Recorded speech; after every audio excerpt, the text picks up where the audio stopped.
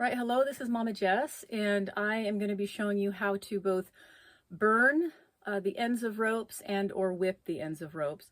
But before we begin, I want to show you the kind of rope not to buy, okay?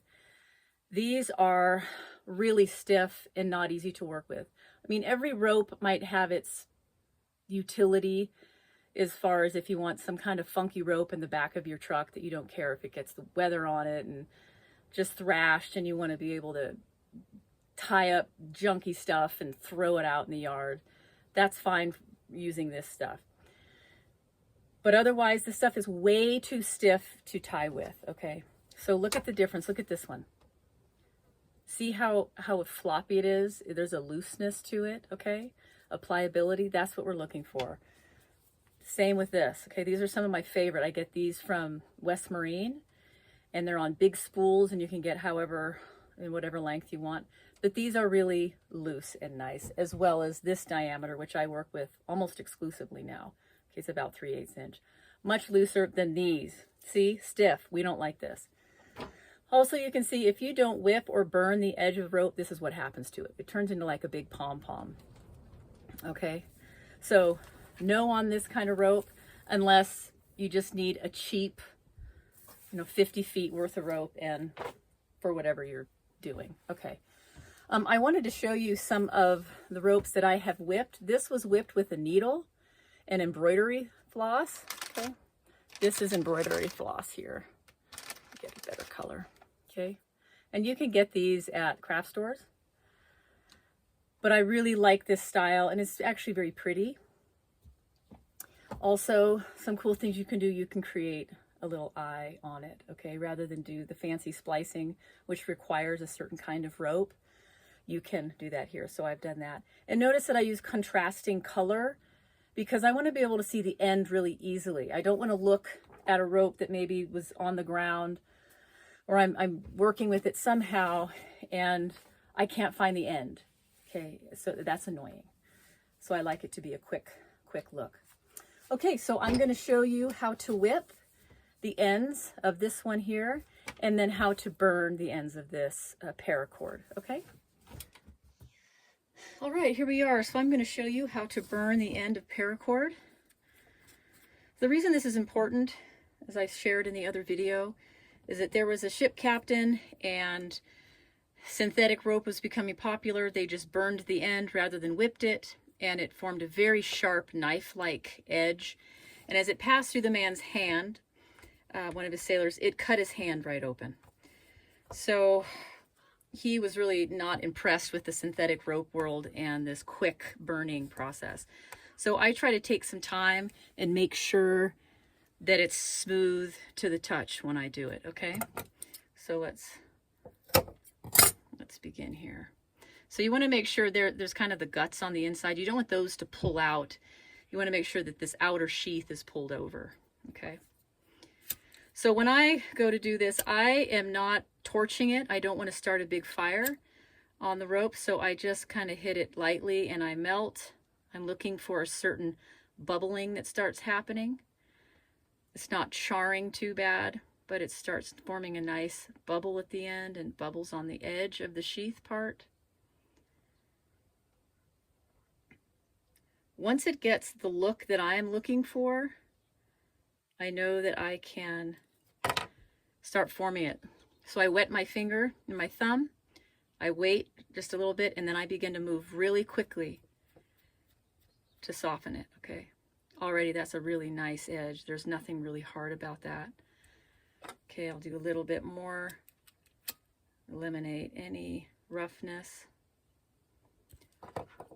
Wet fingers and move really quickly to pull off any sharpness. And then I like to form, and I can kind of feel it. And then there's no sharp edges, and that feels great. Okay, so that's that. The other thing, if for some reason you don't have a lighter like this, you can use your stovetop, turn on the flame. But you can also, if you have a candle, you can light that candle and you can melt it and pull it as it's melting, and it'll pull right in half. So whatever length you want it to be, you can melt it and then continue to try to melt and form and make it what you want it to be. Okay. The other thing I want to mention is that you're probably going to get a 50-foot length of paracord. So it's not reasonable to work with 50 feet. Okay, so you're going to want to cut it down, especially if you have like a practice length. You're going to want your practice length to be like 1 yard or approximately 3 feet. That's a nice length to just be practicing your knots. You'll probably want length that's 10 feet, maybe some that are 20. But depending on how you're going to be using it, those are the lengths that you want. Okay, so be mindful of measuring out a length that works for you. Okay, the next thing is whipping the ends of this rope here. I could melt this, but it's big enough, and I would prefer to whip than have a big, sharp, glob at the end, because sometimes when I'm tying, it can get hung up as I'm trying to pull it through. And because of the nature of this, it's different than the paracord. It can kind of get bubbly and sharp in funny ways. So I prefer to whip it. So there are different materials to use. This is a cotton. I use this generally when I'm using it on thinner diameter rope. I'm going to be using this one here for this. You can also, so you can see these are similar. These are like when you're running a dry line, when you're doing building, concrete, forms and stuff. This works actually very well. And then if you are interested in ever doing the needle type work of whipping, then I use this in embroidery. You got some nice, and you can get this at the craft store. Yeah, so because of the diameter here on this one, I would probably use something that's thinner like this, because there'd be too many wraps if I did it on this one. Okay, I'd have to, because it's such a thin diameter, and I don't want to be wrapping endlessly there. Okay, so let's get my length. So I'm going to cut approximately, I'll say about 12, 13 inches. Just a little bit of a burn to keep that from raveling. And raveling and unraveling are the same word for those who are interested. It's kind of a silly English duality there. Okay. So now I'm going to put it in this form, okay, like a loop, okay? Then I put this here.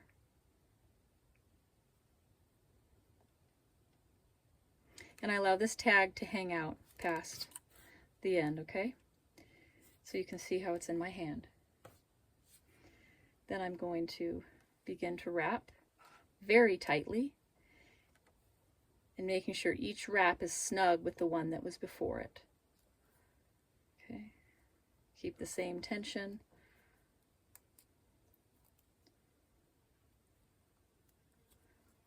Okay, so before I continue this, I'm going to do it one more time, and I'm going to wax it. So I did it one time without waxing. You don't have to, but I prefer to wax it. When you wax the whipping cordage, it makes it stick and hold much better, because if you're using two synthetic materials, sometimes the whipping, if it's not tight enough, it wants to slip off, okay? So now we've got beeswax on it. You can use beeswax from a candle that you have around. You can get it at a craft store, because seamstresses use it when they sew, hand sew. Okay, so we're just going to wrap and wrap. Keep them snug, push them next to each other. You don't want any gappers. Okay, can I get one more in there? Let's see. Oh, no way. Okay, so that's that. Okay, then from here, I'm going to begin to pull and pull both sides of the rope, okay? Just like that. Okay, trim, and I don't want to burn these little bits. It's not necessary, and I prefer to have as little burn as possible. Even this is more burn than I want it, more melted kind of hardness, but that actually feels safe, nothing sharp, and that'll work. All right, so there you go. You've got your paracord and you've got your whipped ends. So good luck to you, and I'll see you in the next video. Thank you.